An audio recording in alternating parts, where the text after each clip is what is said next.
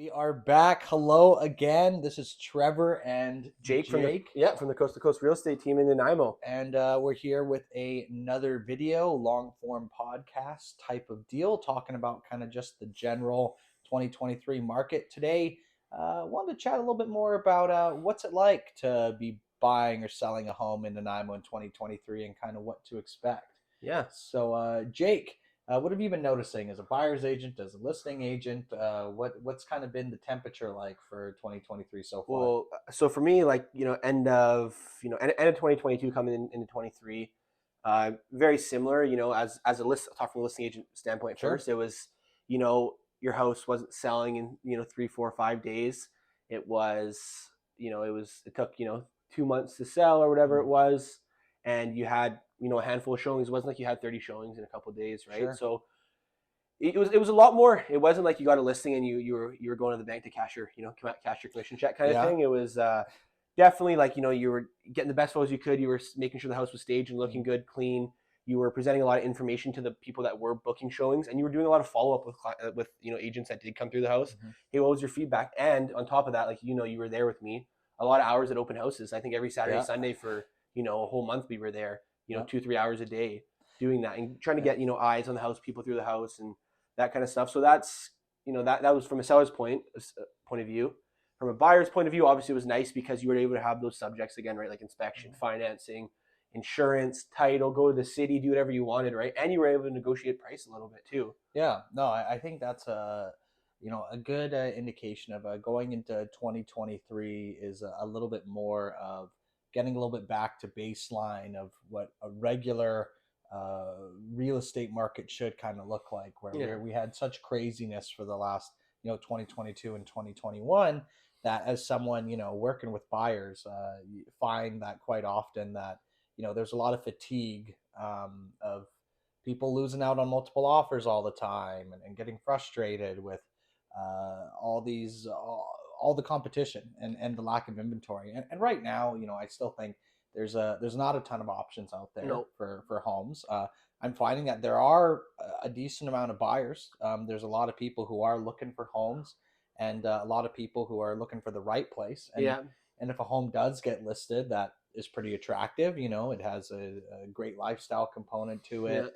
It doesn't have anything glaring. Like I think 2022 and 2021 was really the year to sell a problem property. If you had a home with a really steep driveway, or a condo that was overlooking a dumpster, or you're something where it traditionally would be pretty hard to sell in a regular market. That was the time to do it, because it was just, hey, we just, there's a home for sale and we could afford it, let's jump on it. And that was kind of the bar. And now it feels like you could actually take your time, and if you're a buyer, you can ask for a pretty big discount. And I think there's a lot of sellers who are thinking, if they're listed right now and there's all this talk about rising rates and the sky's falling and all that, that it's now a lot more of an opportunity to actually pick and choose. And you could look at a home and say, you know what, I'm going to think about it for a couple of days and not worry about 5 other offers showing up while you wait a day or two. And I think that's a very welcome change, in my opinion. Is there are a lot of listing agents that were getting a crazy amount of business, and it was they could have a home listed online and it was sold before you even had photos done. And now it's that much more important to pick a good realtor and a good team, because they can't lean on a market that's super crazy, where you just have to, hey, we have a house for sale, and that's enough for everybody to show up and start throwing money at it. Yeah, exactly, right. So there has to be some type of, as we've talked a lot about privately, is a marketing plan, right? Understanding, what you're trying to do and who you're marketing this house to. You talk about lifestyle component. You still do see people upsizing or downsizing on the island and buying homes. Majority of business that we deal with, we see is a lot of relocators. A lot of people from Toronto, Alberta, Vancouver, that just that came here once in 2015, and they're like, man, I'm gonna live there one day. I found quite a few of those people. Winnipeg as well. That there's something to be said about finding the right agent and the right team that you feel comfortable with, and you feel comfortable in their plan, and they've laid it out for you and how the transaction is going to go, and in their eyes. Yeah, I think that's a big portion to where I think a lot of cities and a lot of big cities like Toronto and Vancouver are seeing a lot of these massive fluctuations in interest and a big change with a market like ours where it's so lifestyle focused. Back in 2022 and 2021, we're seeing a lot of these investors and speculator buyers where it was, hey, I want to buy a piece of property here because it's so much cheaper than Vancouver or Toronto, and I am hoping to make 20% on this thing by next year, and I'm just going to put a tenant in it, and just kind of speculating that the market's going to keep going crazy. Yeah. And I think a lot of those people have disappeared, and now it's more just focused on people moving for making a big lifestyle change. And I think first-time home buyers, this isn't a bad market for them as well. For sure. Obviously, us both being first-time home buyers in the last couple of years, me being one, and in this crazy market we were in, I wrote. I think the stat you told me was about 7. It was like 7 offers or something like that before. Oh yeah. Before you got an accepted offer. It's definitely what it was like. It was. Right? I was telling clients, don't be disappointed if your first offer doesn't get accepted, because on average it was it wouldn't be unusual to have 7 different offers before you actually got one locked in.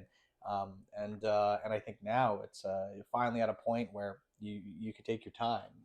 Well, yeah, and I'm having clients, first-time home buyers, and we're writing an offer on the first house, and they're getting an accepted offer. Yeah, and they're like, oh my God, when we wrote 8 months ago or a year ago, this we were like, oh, this didn't happen, right? So definitely that first-time home buyer, it's a market where rates are higher, but like we've chatted about with brokers, we know it's you marry the house and you date the rate. Rates are always going to fluctuate. Classic line. And I personally would rather have a lower principal and a higher interest rate, because you can always refinance, than have a super high principal at a 2% interest rate, because eventually it is going to change, right? Like there's people out there probably that extended themselves and bought houses at the top of their budget at 2%, and life was good and great, and they put themselves on a variable rate, and now their rates gone up and doubled, or whatever it is, right? So what does that do to their payment? What does that do to their lifestyle they moved here to do? Yeah. What does it do when now you're everything you own or everything you make is going right into your house, right? Yeah. At the end of the day, that principal is what you're stuck with. That's the thing that has to be paid off eventually, and so it totally makes sense.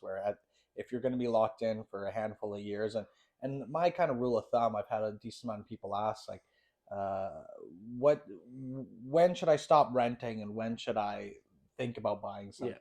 And you would expect as a realtor for someone to say, well, you should always buy something right away.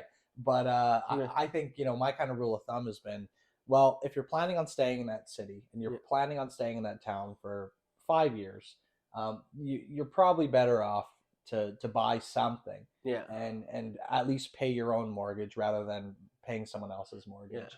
And I'm finding right now there's so many buyers that I've been talking to where they're looking at properties that they're interested in, even ones that are the lack of inventory that we're seeing now still somewhat available, and they see a place they might be interested in, and they go, well, I feel like the list price is still too high for me right now.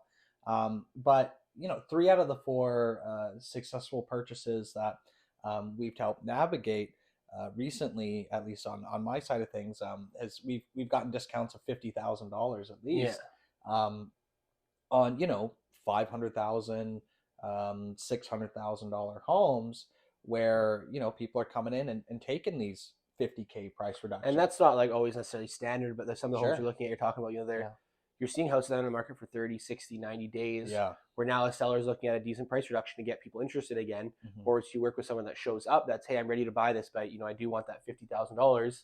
And then as a seller, you have to decide, do I take this person that's here right now, or do I take the chance and say no, and I do the price reduction of 30 grand and no one shows up? Or they show up with 30 and then they ask for an extra 20 grand off, right? You're really in the same spot. Trevor always say, as a buyer's agent, obviously we're no mortgage brokers or anything like that. Sure. With your clients, what are you finding in rate-wise, like fixed versus variable? Obviously, variable's higher right now.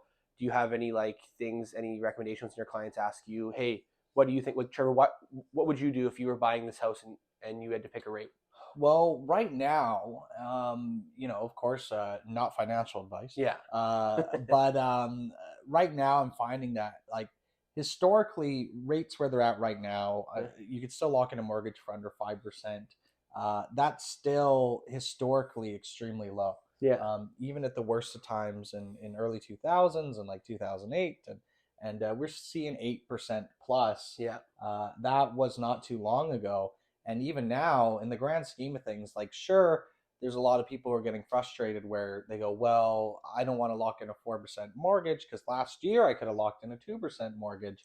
Yeah. And you're seeing a lot of these people where, and especially speaking with sellers, where they're saying, well, if I sold last year, it would have been for 100 grand more than what I would have gotten this year.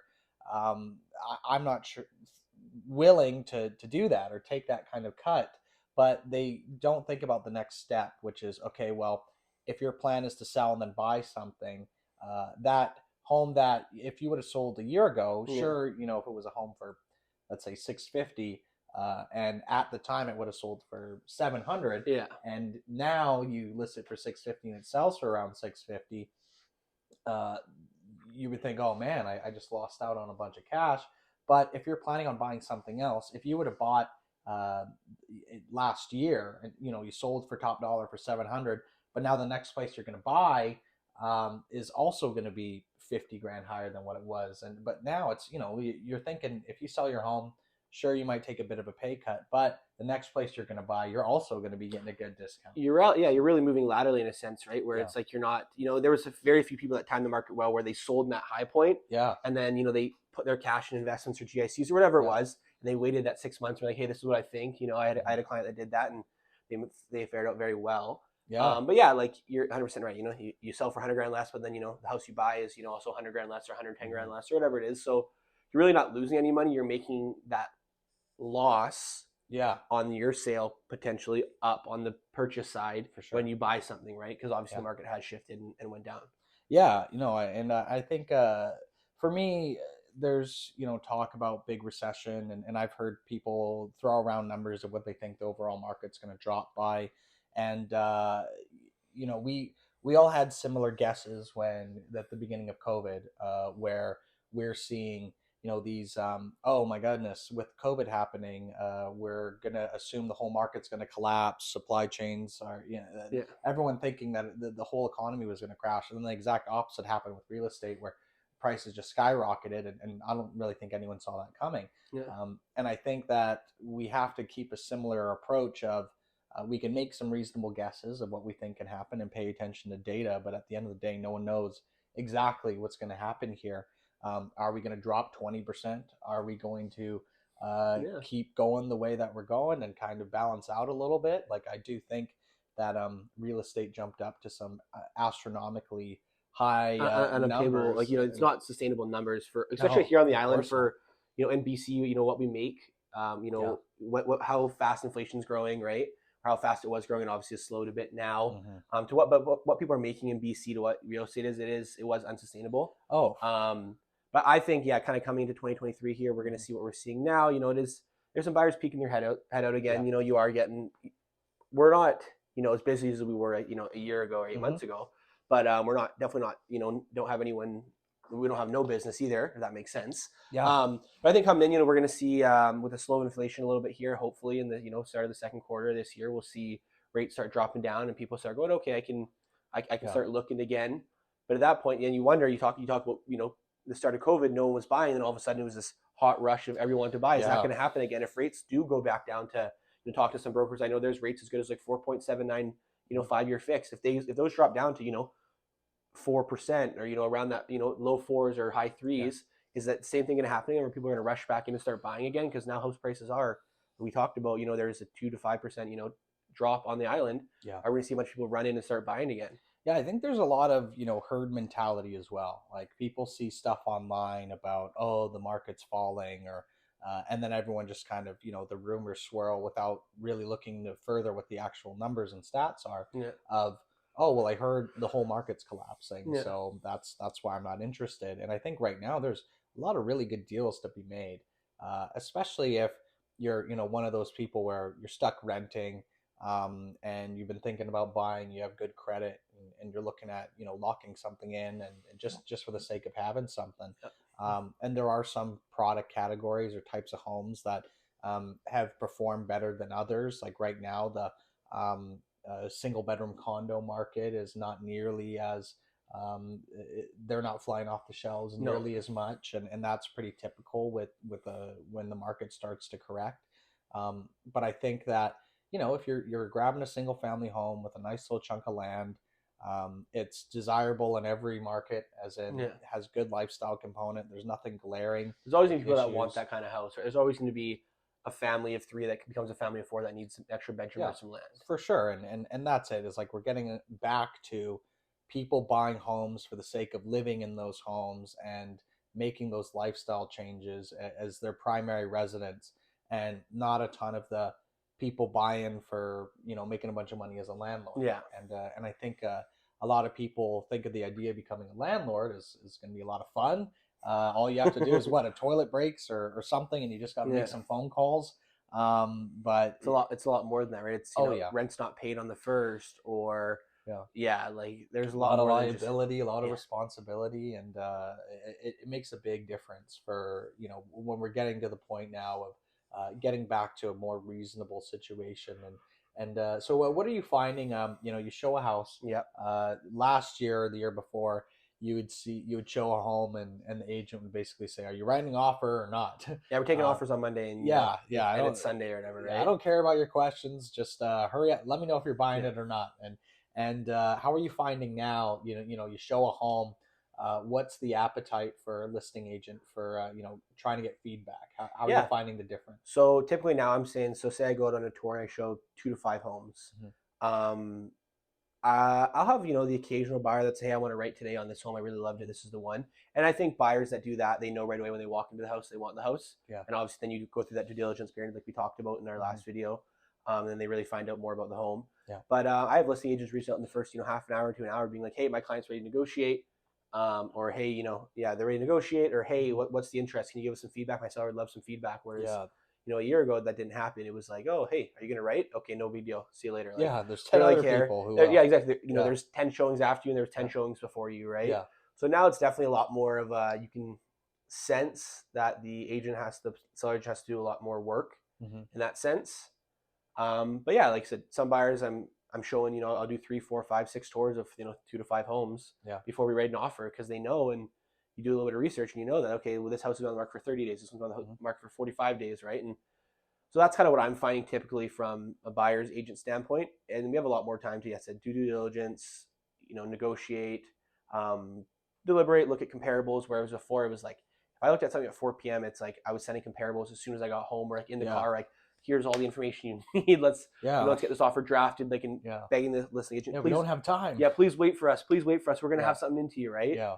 Whereas now it's nice, and it's it's nice as a buyer's agent to not feel that stress component of your buyer buying something without any conditions, and there's there's a lot of liability there, right? Obviously, you're the professional, and you wouldn't go to your plumber to ask him how to buy real estate, or you wouldn't ask your real estate agent to fix your toilet, kind of thing, right? Yeah, But of course. so there's a lot of liability there when you're doing that and doing unconditional offers, right? Yeah, for sure, and that's a big thing. And we have seen some changes. The British Columbia has enacted a bunch of different things to try and mitigate those unconditional offers. There's a 3-day rescission period which has been introduced, and which is kind of a band-aid on So why don't we talk about that a bit for yeah. people that don't know what the 3-day rescission period is on Yeah. this, if you want to elaborate a bit, Trev, and kind of explain.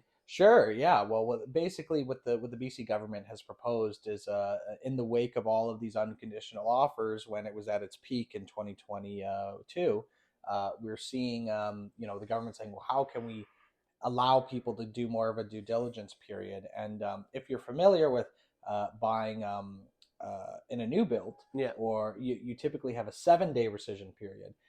Which is where you have 7 days to collect yourself, think about, oh, do I actually want to buy this thing or not? And then you have the ability to walk away before that 7-day period, without, falling back, without voiding your contract and having any issues for damages. But with this new 3-day period, basically what the BC government has proposed is that you cannot write a subject-free offer and be locked in, without having 3 days to be able to basically walk away. 3 business days. 3 business days. Yes, that is important. And it's not without penalty. If a buyer were to say put a subject free offer on a home for $1 million, they would put in their deposit. And if within that 3 business day period, they decide, you know what, I spoke with my mortgage broker or whatever excuse, they don't even need an excuse. They could say, you know what, I've just got cold feet and I've changed my mind. They now have a penalty that they would have to pay of 0.25%. So $2,500 on $1 million. So $1 million, $2,500 would go from the buyer to the seller for walking away within that 3-day period. Yeah. How effective is this really? In this market, it's basically non-existent. You don't really see any subject-free offers being thrown around anymore.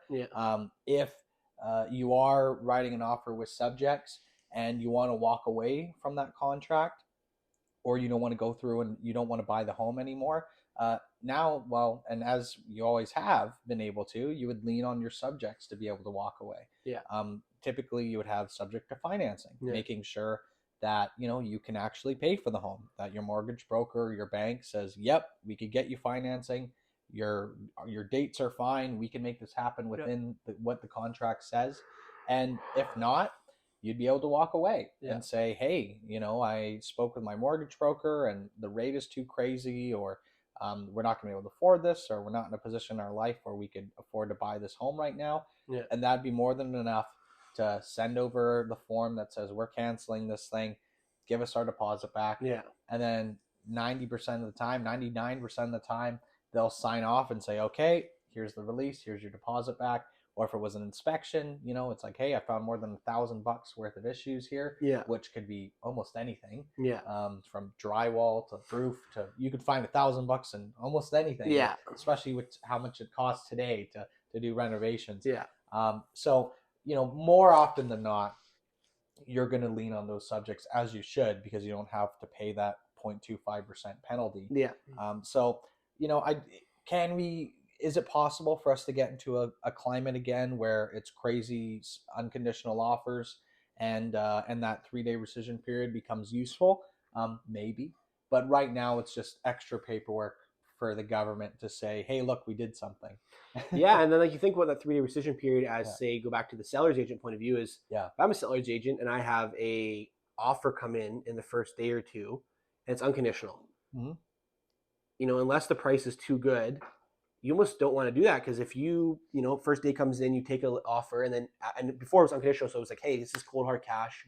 The deal is complete as soon as you get the deposit. Now it's like, hey, it's cold hard cash, but they could, the first week is first 3 days to a week is a big time for promoting, getting people in and out of the listing, and then you accept an offer the first day, and then 3 days later they go, oh yeah, we're going to rescind our offer.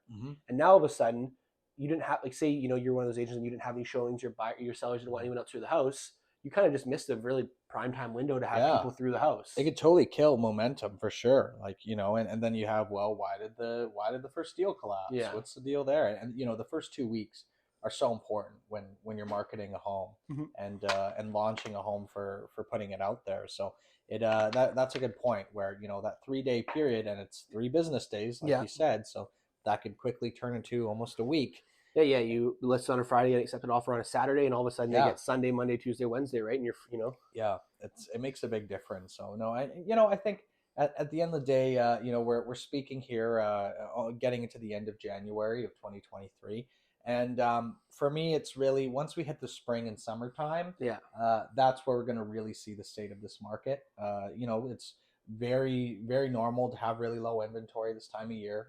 Typically November, December, January is where it's the lowest for inventory, Christmas time, and people got all sorts of stuff going on, travel and that kind of thing, and spring and summer is where we typically see the highest amount of transactions and the most amount of listings starting to hit the market.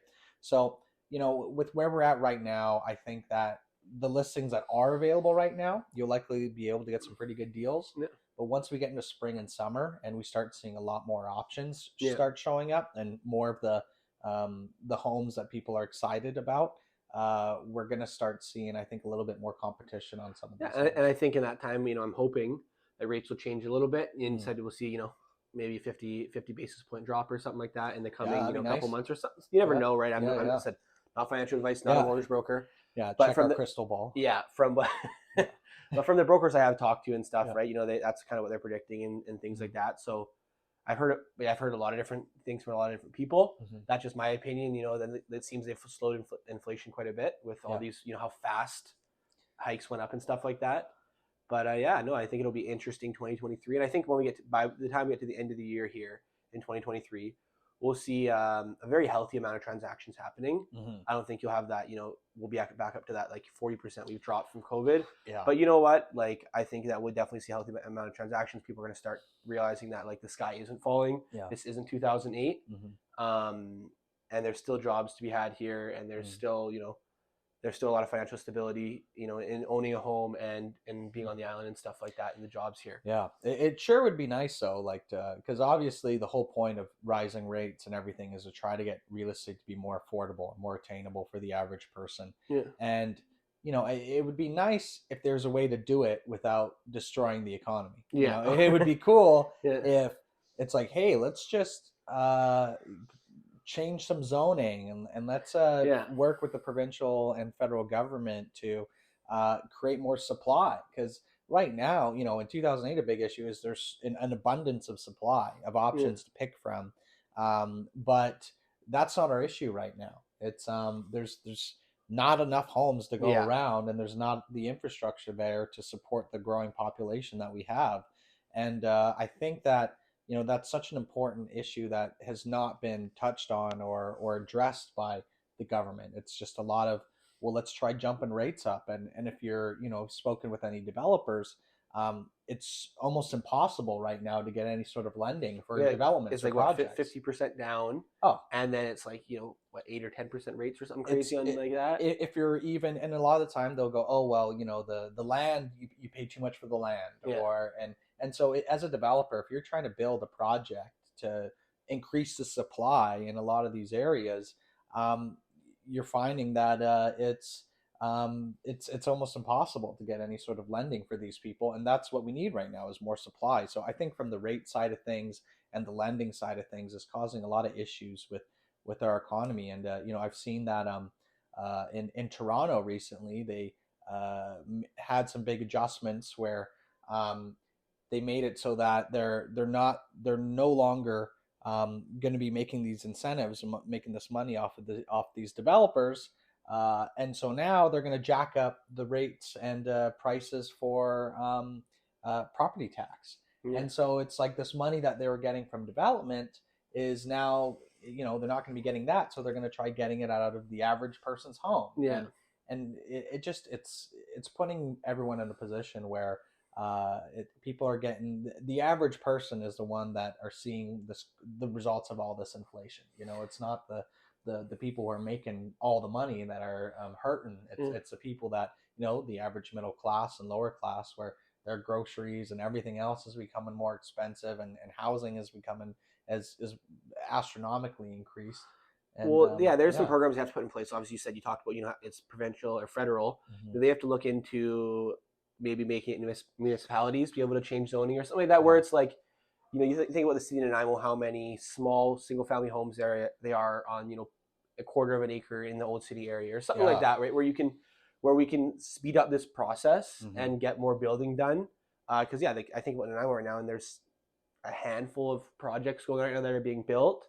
And just not enough housing. There needs to be some kind of change from the government to make that, the average everyday person be able to buy real estate at an affordable price without crashing the economy, and figure out how they can work with developers to get those multifamily projects approved, and they don't take 2 years to get approved and another 2 or 3 years to build, right? Yeah, it's a lot of people, and there's the classic "not in my backyard" where people are afraid of density. They don't want high rises, they don't want larger condos, they don't want all these buildings and all these people showing up and obstructing their views or changing the city skyline. And it's an issue, that's not just on Vancouver Island, but I'm sure most of North America and probably the world can relate to, where it's everyone wants more housing, everyone wants more options, but they don't want it near them. It's like, sure, I would love affordable housing and more, but I don't want it next to my house. Yeah, exactly. Right? I don't want it, I don't want all these people hanging out at my park, or Yeah. like, and it's, I think that it's, it's not that people are trying to be malicious, but I think people don't understand the damage and the consequences of preventing these projects from showing up. We've had so many of these affordable housing projects and higher density projects proposed in Nanaimo that have been shut down, and provincial funding and federal funding to go toward these projects are taken to some other town because a whole neighborhood shows up and protests saying we don't want this here. Yeah. And so it goes somewhere else, and then people are looking around like, why is housing so expensive? Yeah. And it's because there's no, people think that there's going to be some huge tower shows up that's only going to be available for the filthy rich to buy in, and it's going to make it unaffordable for everyone else. But with more supply, if that big tower shows up, then all these other people that were paying a lot for the home they're currently in will maybe upgrade to there, and then the place they were at is open at maybe a better rate. And I think that at the end of the day, we need more houses for people, for the population that we have. Yeah. And we're growing at a rapid rate here on the island, right? Like it's crazy. It's crazy. I've been here less than 10 years, and the change in Nanaimo and Vancouver Island in this short amount of time it's crazy to see. Well, even the traffic, you think about when I first came here in 2016, maybe. Yeah. You would go, and it was like you stopped at a red light on the parkway, and it was like there was 2 or 3, 4 or 5 cars. Now you got lineups of 20, 30 cars. Like, there's just so many more people here. I think it's, and I could be wrong on this, so don't quote me on it, but I think since 2016 we had, like, on the island, we've had an extra 100,000 people move here, so maybe we've doubled our population or something on the island. Yeah, I'm not sure exactly what the there's some crazy stat like that, but it was like, it definitely feels like it's like crazy the amount of extra people that have moved here, right? And like, and like what you're, and then talking about that and how many people are moving here, not enough housing, is you talk about rentals then, and the 2-bedroom apartments now are renting for $2,200, $2,400. Yeah, right? Like, how is that?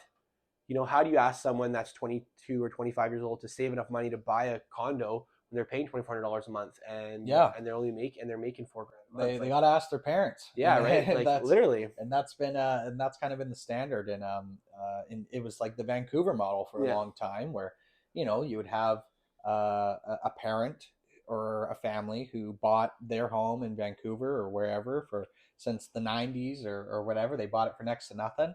It's now worth a couple million. And and now their kid goes to buy something, and they go, well, let's pull $200,000 out of our home equity that we have from this home that we bought mortgage free, and throw that $200,000 as a down payment for my kid's place. And that's kind of become the new model. And it's like you can, it's people, it's not, the market isn't being flooded with people who've never bought real estate before buying up real estate. It's people who already own real estate buying more of it. Yeah, they're capitalizing on the amount of equity they've gained in the last couple of years. But I think to finish it up here, Trev, your prediction end of 2023, if you can give me without your crystal ball here, I know your prediction of 2023, where you think we'll be ending up, and let's hear it. I think that 2022 was one of the only years where every single month the average sale price was over 100%. Yeah, it was.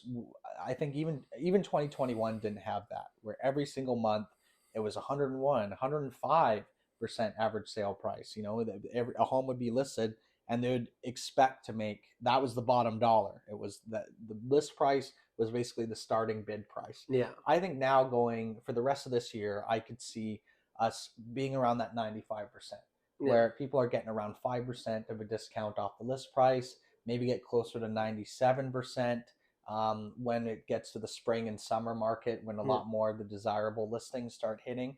I think it'll be finally to the point where there might be a handful of multiple offers on certain homes that are priced really well, that are really attractive. But I think it's going to go back to maybe 1 or 2 people are interested in a home instead of 5 or 10. And I don't think the whole massive crash where we're going to see this huge abundance of listings and they're taking massive price cuts. We've seen a drop of about 40% for overall transactions, but the average sale price has only dropped like 2 or 3%. So I could see us getting to a point where where people are showing up, they're doing their due diligence, they're getting about a 5% discount. Yeah. And lock in, and we're going to see a lot more listings as we get into spring and summer. But Yeah. I don't anticipate this catastrophic fall of our entire real estate market out here. But we're finally due for a bit of a leveling out and a slight drop. Yeah, right. Like there's always going to be peaks and valleys and stuff like that. And this is by no means a valley. But you obviously are going to see leveling out, and then it'll all kind of depend on some rates and stuff like that too, and inventory coming up in the future here. So question for you then, counter back, is if you were someone who is looking to who owns a home in Nanaimo or Vancouver Island, and they're thinking about selling, what type of advice should you give them, or what type of questions would you ask? Okay, so if I'm someone in Vancouver Island, I own a home already. Yeah, you own a home, and you're like, maybe you're thinking about moving across the country or something. You're thinking about making a change. Yeah. What would you tell them to wait? Would you tell them to what type of advice would you give someone? Well, for a seller, I think my first question would be, well, why? Like, why are you moving? Is it a job? Is it like, and then timeline again, like, why are you moving? What's making this big change? Do you want to move to the middle of Alaska and be off the grid and have no mortgage and just live off the land and or whatever, and do grocery shopping once a month or whatever? Like, is that your why? Or are you moving to Toronto for a new job and you have to sell right now? So I think those would be questions you have to figure out first. So now in a scenario, let's say where someone says, hey, I have, grandkids in Alberta and I want to move to Alberta to be close to my grandkids. Okay, well, do you have to move right now today? No. Okay, well, why? There's no harm, I don't think, in waiting till the spring and seeing what's going to happen. Yeah. And riding out, like, your home's, like I said, I don't think there's going to be a drop of 20%. And I think coming to the spring, you are going to have more buyers coming. And if it's a, attractive house in Departure Bay or North Nanaimo, wherever it is, and it's priced well, I think if you can attract people to it, there's no harm in waiting until the spring if you can. Now with that being said, if you're a seller where you're like, hey, I have a job and I have to be there in 3 weeks, then it's reaching out to a realtor, obviously, hopefully us, and just reaching out to somebody you trust has a good marketing plan that's going to get your house as much exposure as possible, and someone that you trust is going to kind of get the job done, right? So I think big question on that is if you own real estate in Nanaimo or on Vancouver Island, and if I would wait or if I would sell today or tomorrow, is, well, why do you need to sell or why do you want to sell? Yeah, of course. And then that'll really dictate the path you're going to go down. Yeah, no, I think that's great advice. And, and it's never too early to meet with a realtor or a couple different ones and get an idea of kind of what their pricing is, what that strategy would be come springtime. Say, hey, I don't want to list till the market's at its hottest. But I want to at least figure out what's that game plan going to be, so that when the time comes, it's just photos booked, marketing plan locked in, video locked in, and it's an easy process instead of getting started in the spring and all of a sudden a month or two goes by and you're kind of missing that prime time. Well, yeah, right. Sold. And that's why it's always good, and like, it's not bad to, once you meet an agent that you trust and like, and after you said you've hopefully met with a realtor, you should probably interview 2 or 3. It's always good to talk to a couple. And just figure out what their marketing plan is, what their strategy is, all that stuff. But it's good every couple of years to get someone to come by and be like, hey, like, can you give me an evaluation of my house? I'm not ready to sell yet. Yeah. And we're happy to do, any realtor's happy to do it, just to have talk to somebody is be like, hey, your house is worth this. This is what this, in this current market we're in the next couple months, I predict it would sell, within 5% of this amount. It's always good to have your finger on the pulse and know what's going on with your home. For sure. Biggest investment, biggest asset. For a lot of people, it's a retirement plan, right? So it's good to know whether you are going to sell or not. And obviously, you can do a little bit on your own and look at what's on the market. But what the public generally can't see is what that house sold for. For sure. Hey, it was listed at $900,000, but guess what? It actually sold for like $835 or $850 or whatever it was, right? Or that house is different than yours because it had this zoning or something like that. Yeah, absolutely. Well, I think that's a good way to end it. So I appreciate you guys watching again. Thank you for tuning in. If you've watched all the way till the end, you must be a super fan or a family member of us.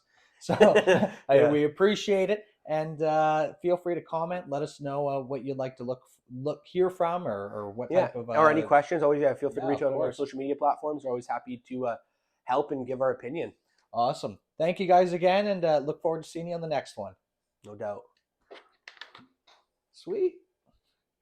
Hey.